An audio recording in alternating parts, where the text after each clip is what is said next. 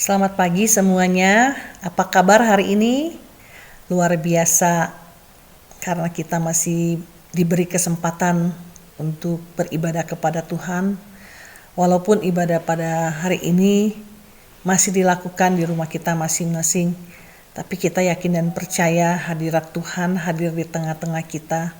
Biarlah kita tetap penuh dengan kerinduan untuk memuji, menyembah Dia, terlebih lagi rindu akan firman-Nya. Biarlah kita siapkan hati kita mau memulai ibadah kita pada pagi ini. Kita masuk di dalam doa. Allah Bapa di surga, Tuhan Yesus yang teramat sangat baik. Terima kasih Tuhan, kami ucap syukur untuk kesempatan yang masih Engkau beri Tuhan.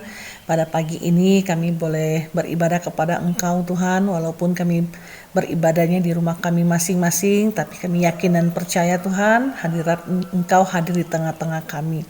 Biarlah juga Tuhan Engkau beri hikmat pada kami Tuhan, kami boleh duduk tenang mendengarkan firman-Mu yang akan disampaikan oleh hamba-Mu. Biarlah Tuhan firman-Mu sungguh boleh menjadi kekuatan bagi kehidupan kami di hari-hari yang akan datang. Terima kasih Bapa, kami serahkan ibadah kami ke dalam tangan-Mu dari awal hingga akhir, hanya nama-Mu saja yang dipermuliakan. Di dalam Tuhan Yesus kami berdoa dan mengucap syukur. Amin. Pertolongan kita adalah dalam nama Tuhan yang menjadikan langit dan bumi, yang tetap setia untuk selama-lamanya. Turunlah atas kita sekalian anugerah dan damai sejahtera dari Allah Bapa dan Tuhan kita Yesus Kristus. Amin.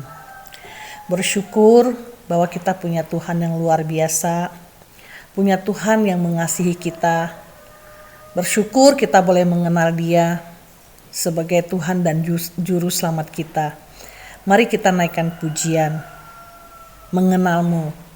Biarlah kita boleh terus belajar untuk mengenal Tuhan lebih dan lebih lagi. Kita tahu akan maksud Dia dalam kehidupan kita. Kita belajar lagi hidup benar di hadapan-Nya. Dan semua apa yang kita lakukan boleh berkenan di hadapan-Nya. Mari kita naikkan pujian, mengenal-Mu.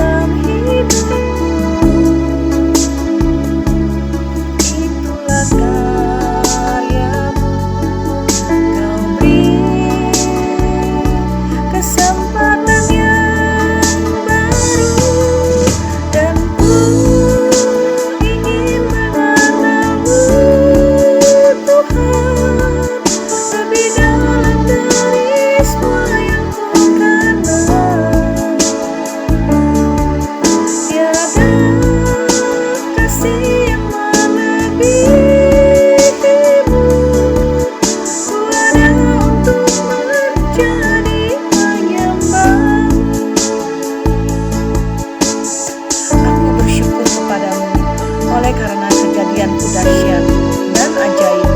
Ajaib apa yang kau buat, dan jiwaku benar-benar menyadarinya. Mazmur 139 ayat 14.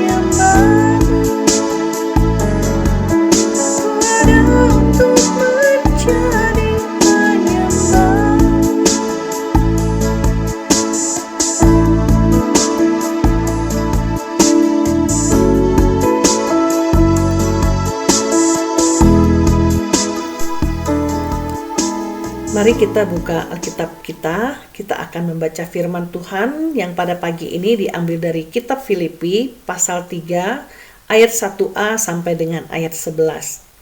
Saya akan membacakannya untuk kita semua. Filipi 3 ayat 1a sampai dengan ayat 11. Akhirnya saudara-saudaraku, bersukacitalah dalam Tuhan. Kebenaran yang sejati. Menuliskan hal ini lagi kepadamu tidaklah berat bagiku, dan memberi kepastian kepadamu. Hati-hatilah terhadap anjing-anjing. Hati-hatilah terhadap pekerja-pekerja yang jahat. Hati-hatilah terhadap penyunat-penyunat yang palsu. Karena kitalah orang-orang bersunat, yang beribadah oleh Roh Allah, dan bermegah dalam Kristus Yesus, dan tidak menaruh percaya pada hal-hal lahiriah. Sekalipun aku juga ada alasan untuk menaruh percaya pada hal-hal lahiriah. Jika ada orang lain menyangka dapat menaruh percaya pada hal-hal lahiriah, aku lebih lagi. Disunat pada hari ke-8, dari bangsa Israel, dari suku Benjamin, orang Ibrani asli. Tentang pendirian terhadap hukum Taurat, aku orang Farisi. Tentang kegiatan aku penganiaya jemaat, tentang kebenaran dalam mentaati hukum Taurat, aku tidak bercacat. Tetapi apa yang dahulu merupakan keuntungan bagiku, sekarang kuanggap rugi karena Kristus. Malahan segala sesuatu kuanggap rugi, karena pengenalan akan Kristus Yesus, Tuhanku, lebih mulia daripada semuanya. Oleh karena dialah, aku telah melepaskan semuanya itu, dan menganggapnya sampah, supaya aku memperoleh Kristus, dan berada dalam Dia bukan dengan kebenaranku sendiri, karena mentaati hukum Taurat, melainkan dengan kebenaran karena kepercayaan kepada Kristus, yaitu kebenaran yang Allah anugerahkan berdasarkan kepercayaan. Yang kuhendaki ialah mengenal Dia dan kuasa kebangkitannya dan persekutuan dalam penderitaannya, di mana aku menjadi serupa dengan Dia dalam kematiannya, supaya aku akhirnya beroleh kebangkitan dari antara orang mati. Demikian firman Tuhan pada pagi ini yang telah kita baca. Biarlah firman Tuhan boleh terus kita baca setiap hari. Berbahagia orang yang juga bisa menjadi pelaku firman. Terima kasih untuk firman Tuhan yang telah dibaca. Biarlah boleh menjadi kekuatan untuk kehidupan kita di hari-hari ke depannya. Jemaat, saya undang untuk bangkit berdiri. Kita akan mengaku iman kita di hadapan Tuhan. Pengakuan iman rasuli. Aku percaya kepada Allah, Bapa yang Maha Kuasa, Khalik langit dan bumi, dan kepada Yesus Kristus, Anaknya yang tunggal Tuhan kita, yang dikandung daripada Roh Kudus, lahir dari anak darah Maria, yang menderita sengsara, di bawah pemerintahan Pontius Pilatus, disalibkan, mati dan dikuburkan, turun ke dalam kerajaan maut. Pada hari ketiga, bangkit pula dari antara orang mati, naik ke sorga, duduk di sebelah kanan Allah, Bapa yang Maha Kuasa, dan dari sana Ia akan datang untuk menghakimi orang yang hidup dan yang mati. Aku percaya kepada Roh Kudus, gereja yang kudus dan am, persekutuan orang kudus, pengampunan dosa, kebangkitan orang mati, dan hidup yang kekal. Amin. Jemaat dipersilahkan duduk kembali. Firman Tuhan pada pagi ini akan disampaikan oleh Evangelis Kefas Basri dengan tema mengenal Kristus. Kita siapkan hati kita, pikiran kita mau menerima firman Tuhan. Biarlah firman Tuhan yang kita dengar nanti sungguh boleh menjadi kekuatan bagi kita semua untuk menjalani sisa hidup kita, untuk lebih mengenal Dia lebih dalam lagi. Mari kita naikkan pujian, bukti kebesaran-Mu. Dia Tuhan yang sempurna dalam setiap rencana dan karyanya. Biarlah hidup kita untuk menggenapi firman-Nya. Mari kita naikkan pujian ini. Bukti kebesaran-Mu. Hidupku menggenapi firman-Mu, tanda mujizat sertai tiap langkahku. Kau bersamaku di dalamku, jadi bukti kebesaran.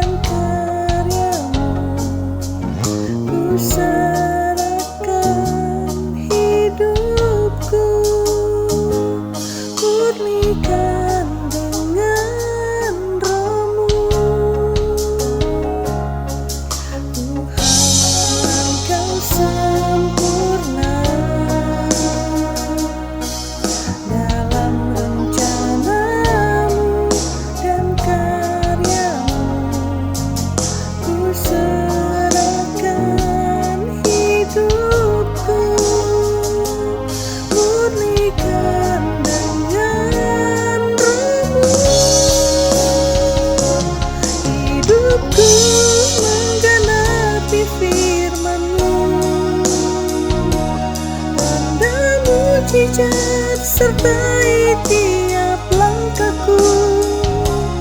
Kau bersamaku di dalamku, jadi bukti kebesaran-Mu. Tuhan,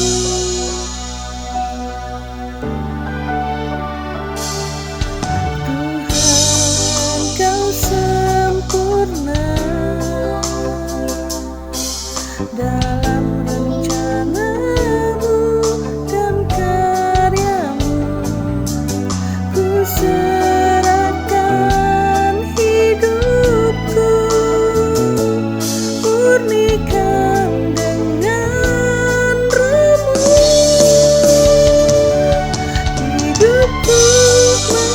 menggenapi firman-Mu, tanda mujizat sertai tiap langkahku. Kau bersamaku di dalamku, jadi bukti kebesaran-Mu.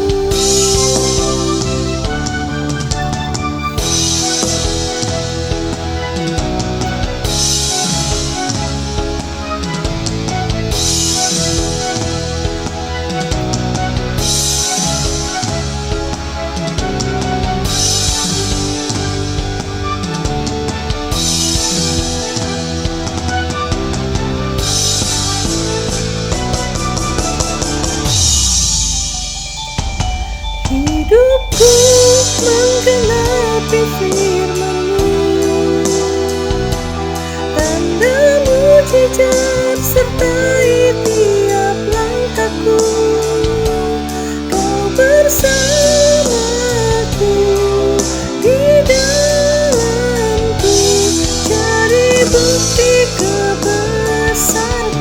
Hidupku menggenapi firman-Mu, mujizat sertai tiap langkahku. Kau bersamaku di dalamku, jadi bukti kebesaran-Mu. Kau bersamaku di dalamku.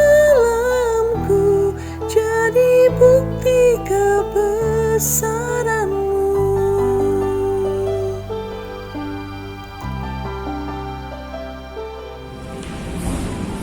Shalom jemaat dikasih Tuhan, apa kabarnya? Ya, kiranya Tuhan terus sertai hidup kita. Tuhan selalu tolong kita di tengah masa pandemi ini. Saya bersyukur masih diberikan kesempatan untuk boleh mendengarkan firman Tuhan kepada setiap kita. Mari kita sama-sama berdoa terlebih dahulu sebelum kita mendengarkan firman Tuhan. Bapa kami dalam kerajaan surga, sungguh kami bersyukur atas anugerah-Mu yang tidak pernah berkesudahan dalam kehidupan kami. Kami ada saat ini itu semua karena kemurahan-Mu ya Bapa. Kami bersyukur kami masih bisa mendengarkan firman Tuhan. Kiranya Tuhan tolong kami agar kami bisa sama-sama merenungkan firman-Mu ya Bapa. Dan layakkan setiap kami untuk boleh kami mendengarkan firman-Mu. Dan pakai hamba-Mu untuk boleh menyampaikannya dengan baik ya Bapa. Bicara kepada kami karena kami siap untuk mendengarkan. Dalam nama Tuhan Yesus kami berdoa. Amin. Bapak sekalian, firman Tuhan terambil dari Filipi 3 ayat 7-11 seperti pembacaan Alkitab yang sudah terlebih dahulu dibacakan. Namun saya rindu untuk membacakan bagian highlight pembacaan Alkitab kita hari ini. Dalam Filipi 3 ayat yang ke-10 dikatakan, yang aku kehendaki ialah mengenal Dia dan kuasa kebangkitannya dan persekutuan dalam penderitaannya, di mana aku menjadi serupa dengan Dia dalam kematiannya. Demikian pembacaan firman Tuhan bagi setiap kita yang baca dan merenungkan kebenaran firman Tuhan dalam kehidupan sehari-harinya serta melakukannya dalam kehidupan sehari-hari. Amin. Ya, bersama firman Tuhan hari ini saya memberikan judulnya ya, mengenal Kristus lebih dari segalanya. Mengenal Kristus lebih dari segalanya. Dewasa ini Bapak sekalian, baik remaja, muda-pemudi, orang dewasa, maupun orang tua, banyak sekali yang menjadi penggemar dari Korea. Ya, Bapak, banyak sekali jadi penggemar dari Korea. Dan Bapak sekalian, ada berita di bulan Mei kemarin, yaitu Dita Karang, seorang perempuan asli Yogyakarta, menjadi perempuan orang Indonesia pertama yang menjadi girl band di Korea, Bapak sekalian ya. Dan booming sekali, dan Dita Karang ini memang menjadi salah satu contoh dari sekian fans yang benar-benar menggilai Korea, sampai-sampai ia mengikuti menjadi girl band di sana di Korea. Ya itulah seorang penggemar pasti akan mencari tahu idolanya, mengikuti idolanya, bahkan kalau bisa beli barang-barang idolanya, membeli foto-fotonya, mengumpulkan foto-fotonya, mengoleksi foto-fotonya. Itulah seorang penggemar. Tapi berbeda dengan sebagai seorang pengikut. Kita sadar kita adalah pengikut Kristus. Dan pengikut Kristus bukanlah jadi penggemar Kristus, terus kan ya. Apa bedanya antara penggemar Kristus dan pengikut Kristus? Yang membedakan yang sangat terlihat adalah relasinya. Kalau penggemar ya hanya sekedar penggemar, hanya sekedar ya oh ya gitu, oh ya gitu, ya gitu. Tahu-tahu dia tahu-tahu. Tapi kalau pengikut memiliki satu hal, hubungan yang intim, memiliki relasi yang intim, di mana kerinduannya ya benar-benar mengenal Kristus hingga menjadi serupa dengan Dia. Nah itu jadi perbedaannya. Karena itu Bapak sekalian, firman Tuhan hari ini mengingatkan kita bahwa kita harus menjadi pengikut Kristus yang memiliki relasi yang intim dengannya dalam pengenalan akan Kristus yang menjadi serupa dengan Dia. Ya, demikianlah itu pesan yang akan disampaikan firman Tuhan hari ini. Dan kita akan sama membahasnya dalam Filipi 3 ayat 7-11. Sebelumnya Bapak sekalian, saya ingin memberitahu bahwa Paulus menuliskan surat kepada jemaat Filipi sebagai satu tanda ucapan syukur, karena setiap jemaat Filipi telah membantu banyak sekali Paulus dalam hal dana dalam pelayanannya, bukan hanya kepada Paulus tetapi juga kepada jemaat-jemaat lainnya. Karena itu Paulus menuliskan surat ini kepada jemaat di Filipi. Tapi bukan hanya sebagai surat ucapan terima kasih, tapi di bagian ini dia pun juga ingin memperingatkan satu hal. Dikatakan ayat 2, hati-hatilah terhadap anjing-anjing, hati-hatilah terhadap pekerja-pekerja yang jahat, hati-hatilah terhadap penyiar-penyiar yang palsu. Nah, di sini ada kata hati-hatilah 3 kali, yang dimaksud ini benar-benar mengancam sekali untuk jemaat Filipi. Kalau tidak diperhatikan dengan sungguh-sungguh akan membuat jemaat Filipi hancur seperti itu. Dan ada istilah anjing, pekerja yang jahat, dan pengingat yang palsu. Yang dimaksud di sini adalah golongan ya, Bapak sekalian, adalah golongan Yudaisme, di mana para pemimpin Yudaisme selalu mengajarkan bahwa harus mengikuti setiap hukum Taurat dan memberi diri disunat supaya diselamatkan. Itu benar-benar berbeda sekali dengan pemberitaan Injil, di mana pemberitaan Injil adalah kita diselamatkan hanya karena anugerah, yaitu Yesus Kristus. Kita selamat hanya percaya kepada Yesus Kristus saja. Itulah yang jadi berbeda-kan, karena itu sangat berbeda. Makanya Paulus memperingatkan kepada jemaat Filipi agar tidak terhasut oleh pengajaran-pengajaran pemimpin Yudaisme, sehingga mereka menjadi kacau balau. Tetapi yang dimaksud di sini, Paulus menegaskan bahwa kita bukan penyunat yang lahiriah. Dikatakan ayat 3, karena kitalah orang-orang yang bersunat. Bersunat di sini sunat hatinya itu dimana hati kita sudah diperbaharui, dan dimana hati diperbaharui itu beribadah di dalam Roh dan memegang dalam Kristus, dan tidak menaruh lagi dalam kepercayaan yang lahiriah. Karena itu kalau kita sudah mengalami hati kita sudah diperbaharui, kita lagi tidak usah menaruh kepada hal-hal kepercayaan yang ada di dunia ini. Kita hanya cukup percaya kepada Yesus Kristus sebagai juru selamat satu-satunya dalam dunia ini, bukan? Nah, kalau Paulus mau bahas tentang hal-hal yang lahiriah, ia bisa membanggakan apa yang ia miliki sebenarnya, bukan? Yang pertama tentang identitas yang ia miliki. Yang kita akan sama-sama lihat di ayat yang ke-5 sampai yang ke-6.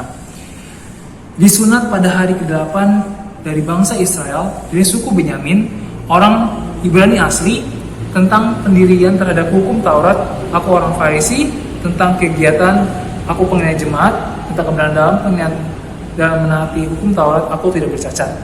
Itulah hal-hal lahiriah yang bisa sebenarnya Paulus banggakan. Pertama tentang identitasnya sebagai keturunan asli langsung dari umat-umat pilihan Tuhan.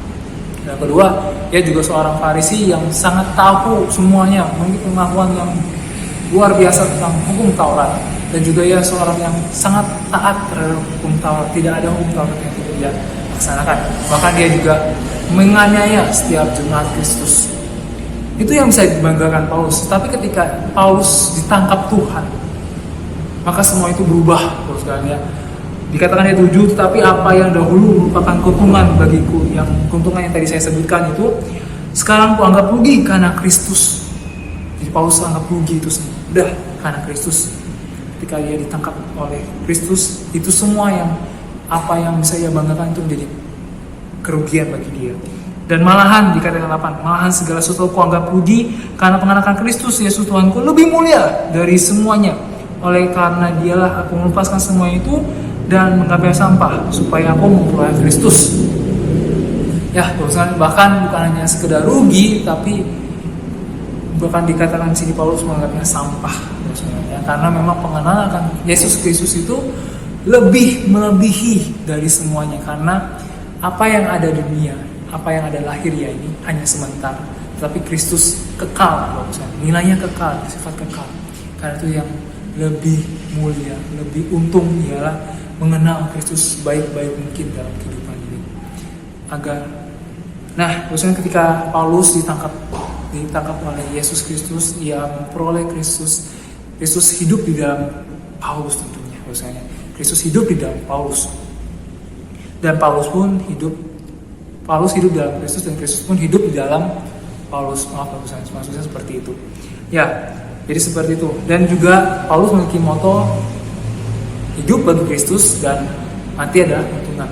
Jadi memang hidup Paulus itu adalah hidup bagi Kristus. Dan dikatakan di ayat yang ke-9 dijelaskan bagaimana ia hidup di dalam Kristus. Dikatakan sebab dan berada dalam dia bukan dengan kebenaranku sendiri karena menaati hukum Taurat, melainkan dengan kebenaran karena kepercayaan kepada Kristus yaitu kebenaran yang Allah anugerahkan berdasarkan kepercayaan. Jadi di sini yang mau Paulus tekankan adalah kalau misalnya ia sudah berada dalam Kristus itu, di sini menjelaskan bahwa yaitu memperoleh Kristus, dia berada dalam Kristus, dia hidup dalam Kristus itu bukan karena usahanya, karena menaati hukum Taurat. Dia bisa selamat bukan karena menaati hukum Taurat, tetapi kalau dia bisa selamat, dia memperoleh Kristus, itu semua hanya karena anugerah Allah yang dianugerahkan Allah kepadanya. Demikian juga Bapak sekalian, kalau kita mau selamat, kita gak bisa mengandalkan hanya perbuatan baik ya Bapak sekalian. Sekali lagi, keselamatan itu bukan karena perbuatan kita, tetapi hanya karena anugerah daripada Yesus Kristus, Bapak sekalian. Nah, karena itu Bapak, ketika Paulus hidup bagi Kristus, di ayat yang ke-10 ia menyatakan tekad iman hidup bagi Kristusnya. Yang pertama yang menghendaki ialah mengenal Dia dan kuasa kebangkitannya dan persekutuan dalam penderitaannya, di mana aku menjadi serupa dengan Dia di dalam kematiannya.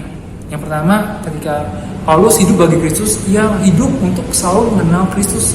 Hari demi hari dia berjuang untuk mengenal Kristus. Dan bahkan bukan hanya itu saja, tapi ada kuasa kebangkitan, di mana kita dahulu mati karena dosa-dosa kita, tapi karena kuasa kebangkitannya kita bisa bangkit dosa. Kita bangkit, kita hidup lagi, dan bukan dari manusia lama menjadi manusia baru kembali, sekalian. Dan itulah yang dimaksud dengan kuasa kebangkitannya. Dan juga di sini ada persekutuan dalam penderitaannya. Ya, Bos sekalian, kita memang dipanggil dalam Filipi 1 ayat 29 mengatakan bahwa kamu memang dikaruniai bukan hanya untuk percaya, tetapi juga untuk menderita.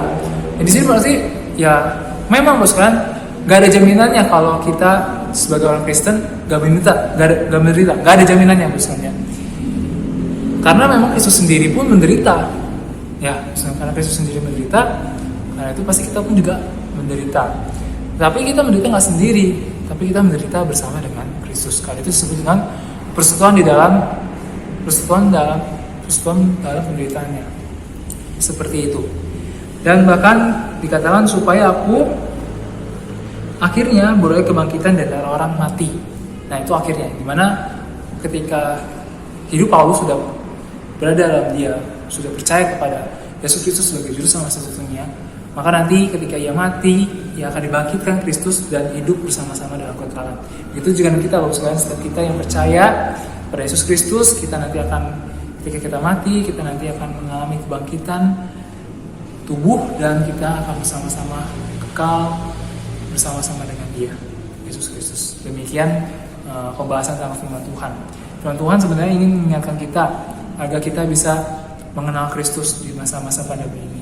Terus kan di tengah banyak berita-berita yang negatif, ya biarlah kita bisa menemukan yang positif dengan cara bersyukur, dengan cara mengenal Tuhan melewat masa pandemi ini. Kita mengenal Tuhan bahwa Tuhan yang selalu menjaga kita, Tuhan selalu menyertai kita di tengah pandemi ini. Dia tidak pernah meninggalkan kita. Dan sebenarnya banyak hal secara pribadi pasti Tuhan nyatakan. Tapi maukah kita peka? Maukah kita berdiam diri, mengingat-ingat apa saja yang sudah kita lewati selama masa-masa pandemi ini, dan apa yang Tuhan ingin ajarkan di masa pandemi ini, sehingga kita boleh semakin mengenal Tuhan yang adalah juru selamat kita.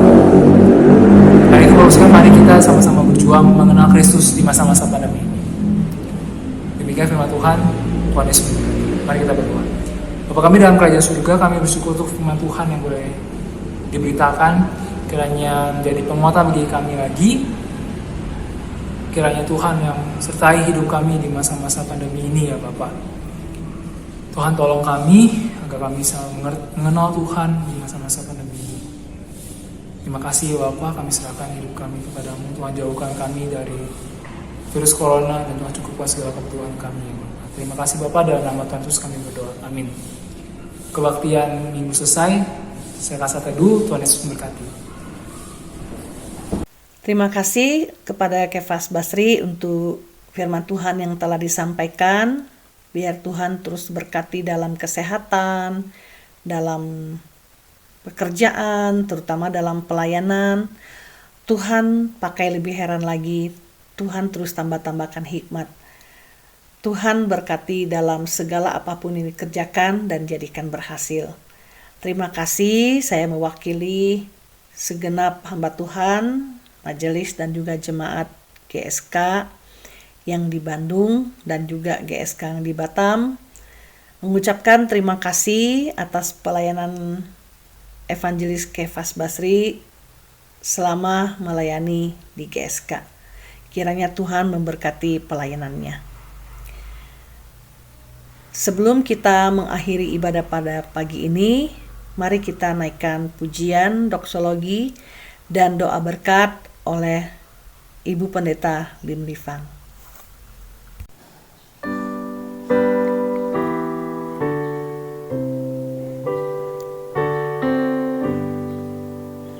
Puji Allah Bapa Putra, puji Allah Rohul Kudus, ketiganya yang esa. Mohon selamat sumber berkat.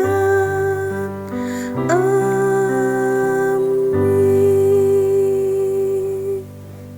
Sekalian, kita sudah mendengar firman Tuhan dan sudah ibadah, kiranya Tuhan juga berkenan.